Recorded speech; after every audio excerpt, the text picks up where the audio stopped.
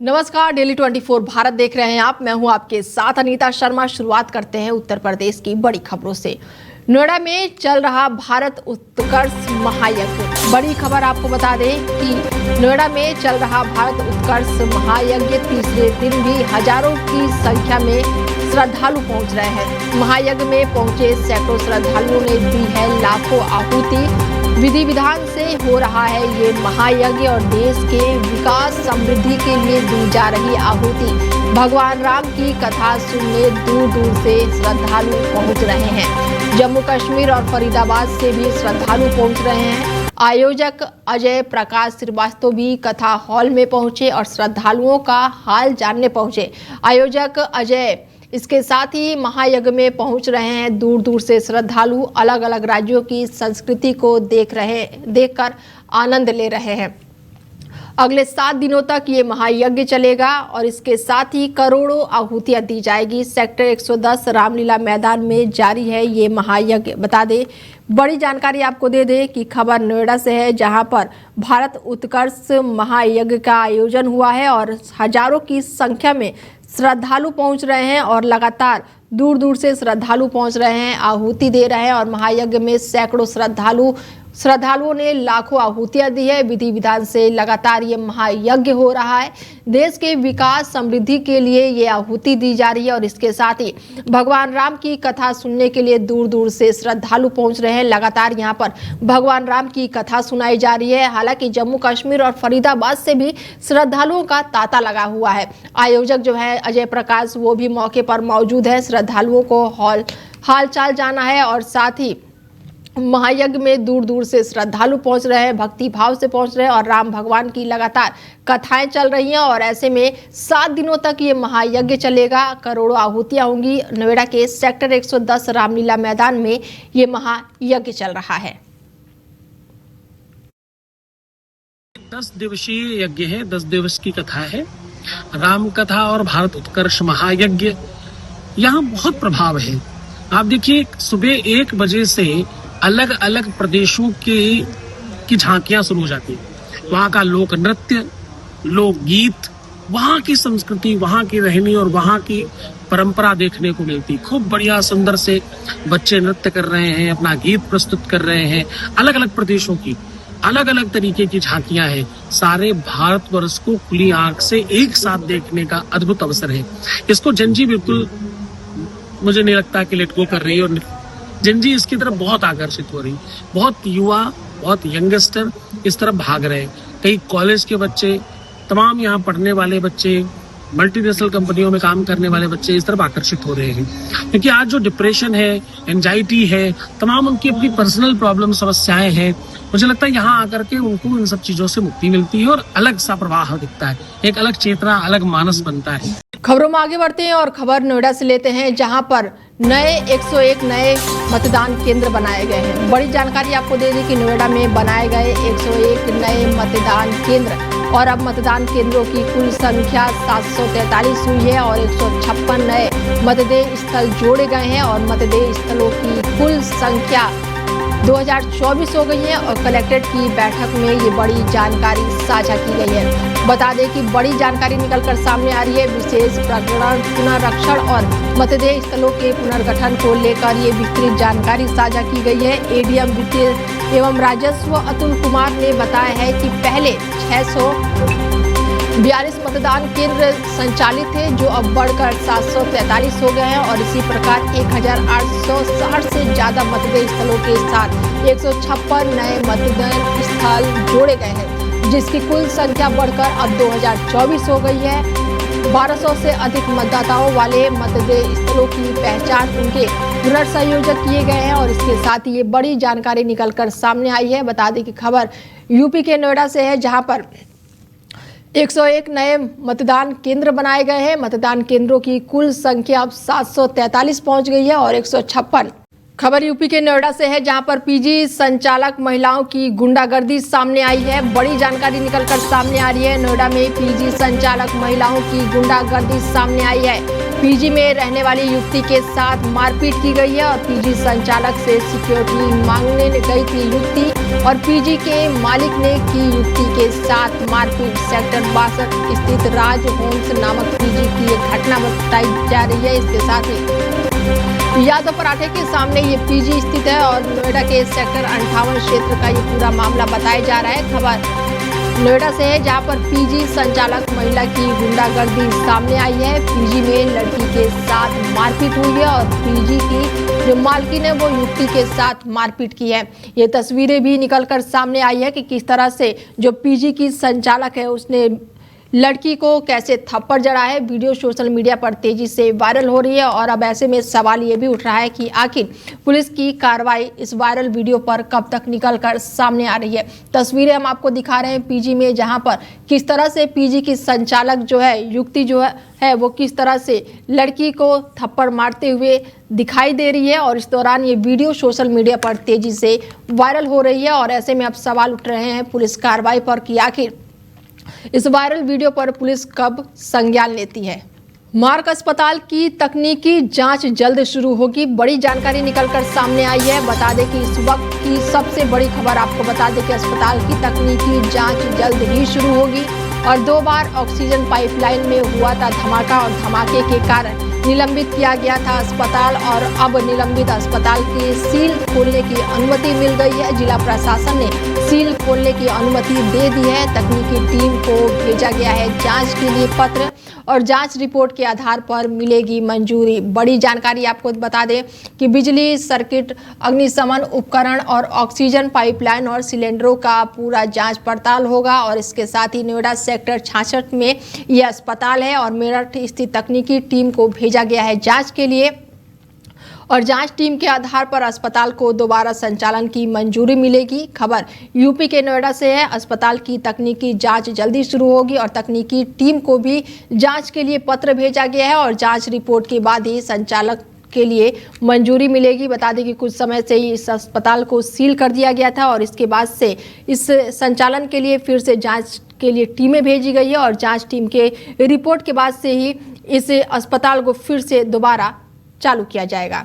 नोएडा से खबर है, जहां पर बेखौफ शातिर चोरों का आतंक थमता नजर नहीं आ रहा है। बड़ी जानकारी आपको दे दें कि बेखौफ शातिर चोरों का आतंक देखने को मिला है। चोरों के आतंक से निवासी काफी परेशान है। सीसीटीवी में कैद हुए हैं चोर। नोएडा थाना फेज सेक्टर 3 का ये पूरा मामला बताया जा रहा है, जहां पर चोर बेखौफ हैं और एक के बाद एक वारदात को लगातार अंजाम दे रहे हैं। सेक्टर 66 के एम ब्लॉक निवासी काफी परेशान है। चोरों का आतंक सीसीटीवी में कैद हो गया है।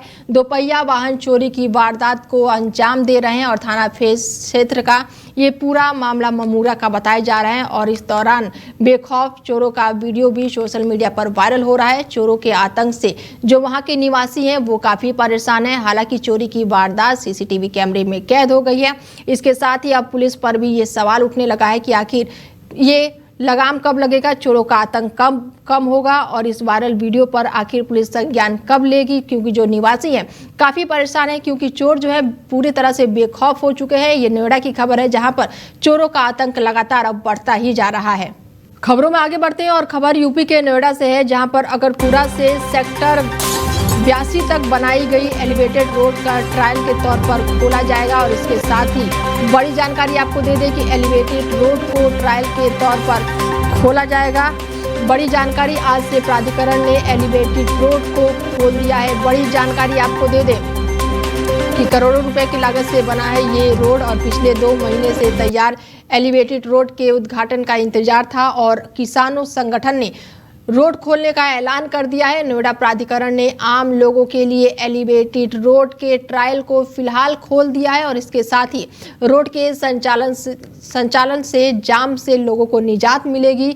नोएडा और ग्रेटर नोएडा एक्सप्रेसवे पर वाहन का लंबा जाम लग जाता था और इस दौरान अब जनता को काफ़ी सुविधा मिलेगी, जाम से छुटकारा मिलेगा और इस दौरान लोगों के लिए ये काफ़ी खुशखबरी की खबर है क्योंकि 2020 से इसका निर्माण शुरू हुआ था और 3 साल देरी से बना है ये एलिवेटेड रोड। फिलहाल इस रोड को ट्रायल के लिए खोल दिया गया है और ऐसे में जो आम जनता है जिन्हें जाम से निजात मिलेगी। मैं महानगर अध्यक्ष भारतीय किसान भानु और मेरा निवास है ये गांव आगापुर, जहां हम लोग आज खड़े हैं। आगापुर गांव से इसको यहाँ से शुरुआत किया है और इससे हम लोग पूरी जनता जो बहुत परेशान थी आज बहुत खुश होंगे इसे चलने से। हम लोग खुश हैं। और यहाँ पे जो हम लोगों ने कई बार सक्षम अधिकारियों से इसके बारे में बात करी, बार बार हम लोग प्रयास किया इसमें।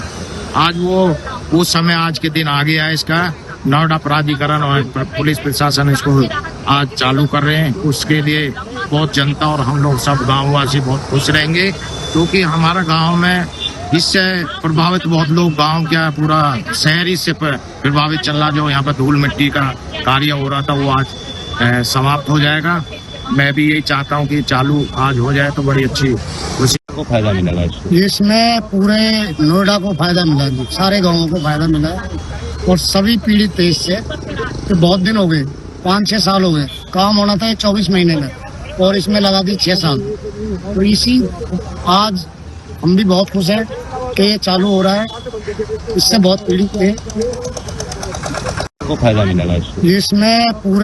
ग्रेटर नोएडा से खबर है जहां पर बड़ा हादसा हो गया है। बता दें कि भरभरा कर छत गिर गई है और इस दौरान बड़ा हादसा हो गया है। मकान की छत गिरने से हड़कंप मच गया है। ग्रेटर नोएडा में बड़ा हादसा हुआ है और इस दौरान छत के नीचे कई लोगों के दबे होने की आशंका भी जताई जा रही है और अचानक से ही भरभरा कर छत गिर गया और मकान की छत गिरने से पूरी तरह से हड़कंप मच गया है। ग्रेटर नोएडा में ये बड़ा हादसा हुआ है और मौके पर पुलिस मौजूद है। बड़ी जानकारी आपको दे दें कि मकान की छत के नीचे दबे कई लोग हैं। बड़ी जानकारी। तो वहीं घायलों को इलाज के लिए अस्पताल में भर्ती कराया गया है और घटनास्थल पर एसडीआरएफ की टीम मौके पर मौजूद है। घायलों को इलाज के लिए अस्पताल में भर्ती कराया गया है। बड़ी जानकारी आपको बता दें और ये तस्वीरें हम दिखा रहे हैं आपको कि भरभरा कर किस तरह से छत गिर गई है और इस दौरान कई लोगों के दबे होने की आशंका है और ऐसे में कई लोगों को मलबे से बाहर निकाला गया है। पुलिस की टीम पूरी तरह से मुस्तैद है। एसडीआरएफ की टीम भी मौके पर पहुंची है और ऐसे में जो घायल हुए हैं उनको अस्पताल में भर्ती कराया गया है। तस्वीरें बहुत ही ज़्यादा भयावह है। आप देख सकते हैं किस तरह से टीवी स्क्रीन पर आपको हम दिखा रहे हैं कि यहाँ पर जेसीबी की मशीनें लगाई गई हैं जो लगातार मलबा हटाने में काम कर रही है। ऐसे में पुलिस प्रशासन जो है वो पूरी तरह से मुस्तैद दिखाई दे रहा है। घायलों को अस्पताल में भर्ती कराया गया है और ऐसे में अब कार्रवाई हो रही है। बड़ी जानकारी निकलकर सामने आ रही है कि किस तरह से यहाँ पर मकान की छत गिरी है और छत के नीचे कई लोगों के दबे होने की आशंका जताई जा रही है और ऐसे में लगातार घायलों को अस्पताल में पहुंचाया जा रहा है। और इस खबर पर ज़्यादा जानकारी के साथ अरबाज जुड़ चुके हैं हमसे और उनसे जानते हैं कि ताज़ा अपडेट क्या कुछ है इसमें। अरबाज। बिल्कुल, देखिए बात करी जाए कल के इस बड़े हादसे की तो ये ग्रेटर नोएडा के रबुपुरा थाने के नगला हुकम सिंह गांव की घटना है। तीसरे मकान पर तीसरे जो लेंटर था जी उसके लेंटर की सेटरिंग खोली जा रही थी, तब उसके नीचे अचानक जो बड़बड़ाहट के साथ जो वो लेंटर गिर गया जिसके नीचे 5 से 6 लोग मजदूर दब गए थे। आपको बता दें कि अभी की फिलहाल की ताजा खबर ये है कि जो 4 लोग थे उनकी डेथ हो चुकी है। अस्पताल में इलाज के दौरान उनकी मौत हो चुकी है और 5वें की हालत ज्यादा नाजुक है। जी तो अरबाज, आपको क्या लग रहा है कि और भी मलबे में लोग दबे होने की आशंका है, और भी लोग बाहर निकाले जा सकते हैं? अब बिल्कुल, देखिए जैसे कि मैं आपको बताया था, दर्जन लोगों के बारे में बताया था कि दर्जन लोगों की दबने की संभावना है, लेकिन 6 से 7 लोग थे जिनमें 4 लोगों की मौत हो चुकी है। आपको बता दें ये जो कि ग्रेटर नोएडा का मामला है, तो कहीं ना कहीं जो स्थानीय लोग हैं उनका साफ तौर पर कहना है इस मामले में जो छत के ऑनर है जिनका ये छत गिरा है, उनका क्या कुछ कहना है? क्या उन पर भी कोई कार्रवाई हुई अभी तक?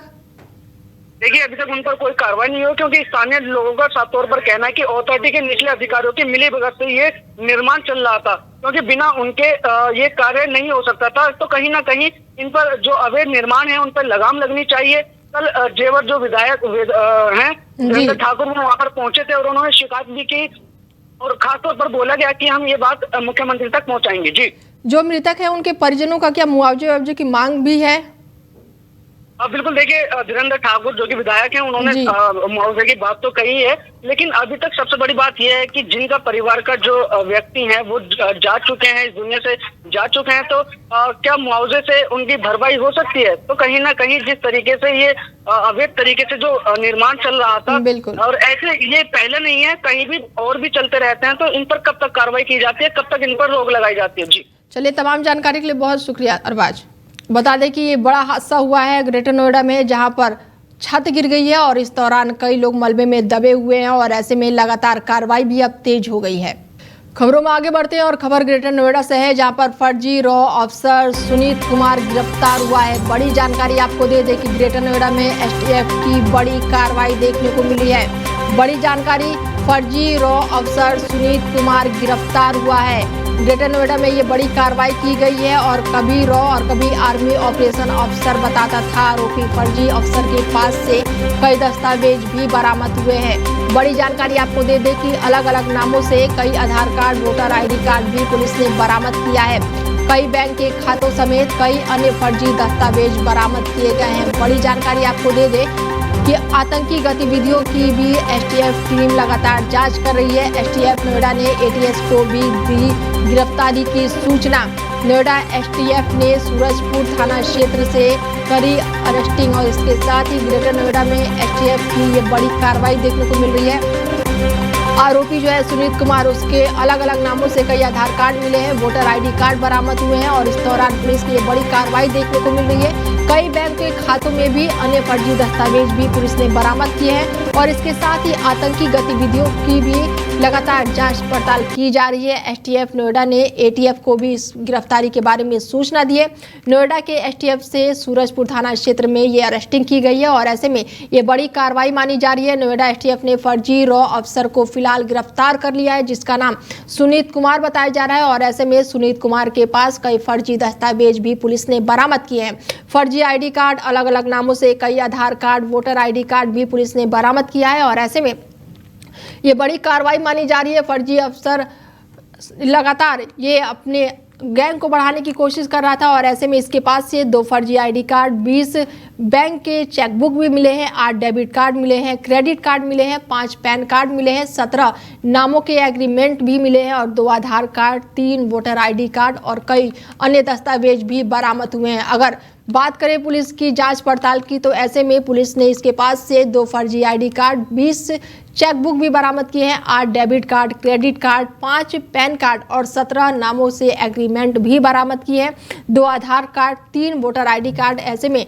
फर्जी ये अफसर बनकर लगातार अपने गैंग के साथ भी सक्रिय था। ऐसे में पुलिस अब पूरी तरह से जांच पड़ताल में जुटी हुई है कि फर्जी रॉ अफसर सुनीत कुमार को फिलहाल गिरफ्तार किया गया है। एसटीएफ ने इस फर्जी अफसर को गिरफ्तार किया है।